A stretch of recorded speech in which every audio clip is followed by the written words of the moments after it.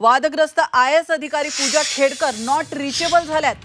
पुण्याचे जिल्हाधिकारी सुहास दिवसे यांच्या विरोधात छळवणुकीची तक्रार दिल्यानंतर त्या 20 जुलै रोजी जबाब देण्यासाठी पुण्यामध्ये येणार होत्या।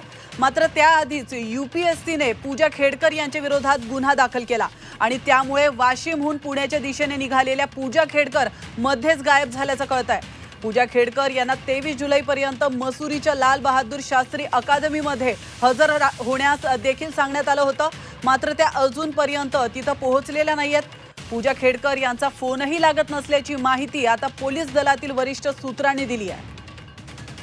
तर याविषयी अधिक माहिती देण्यासाठी आपले प्रतिनिधी अरुण मेहत्रे फोन लाईनवरून आपल्यासोबत जोडले गेलेले आहेत। अरुण, वादग्रस्त IAS अधिकारी पूजा खेडकर प्रकरणी महत्त्वाची अपडेट, त्या नॉट रिचेबल आहेत, काय अधिक माहिती? हे प्रकरण उघडकीस आल्यानंतर पूजा खेडकर या पुणे पोलिसांमध्ये येणं अपेक्षित होतं, कारण त्यांनीच जी पुणे जिल्हाधिकाऱ्यांच्या विरोधामध्ये तक्रार दिलेली आहे त्या संदर्भात त्यांचा जबाब पुणे पोलिसांना नोंदवायचा आहे आणि त्यानुसार त्या 20 तारखेला पुण्यामध्ये येणार होत्या अशी माहिती देखील होती। मात्र त्याआधीच आणखी 2 घटना घडल्या। एक म्हणजे महाराष्ट्र शासनाने त्यांची प्रोबेशन किंवा त्यांचं प्रशिक्षण थांबवलं, त्याचप्रमाणे UPSC कडून पूजा खेडकर यांच्याच विरोधामध्ये गुन्हा दाखल झाला। या सगळ्या पार्श्वभूमीवरती आता पूजा खेडकर काय करतात, म्हणजे पुण्यात येतात का की थेट मसुरीला जातात, हे महत्त्वाचं ठरणार होतं। पूजा खेडकर यांनी मसुरीला 23 जुलैच्या आधी जॉईन व्हायचं, हजर व्हायचं असं देखील आधीच्या पत्रामध्ये म्हटलेलं होतं।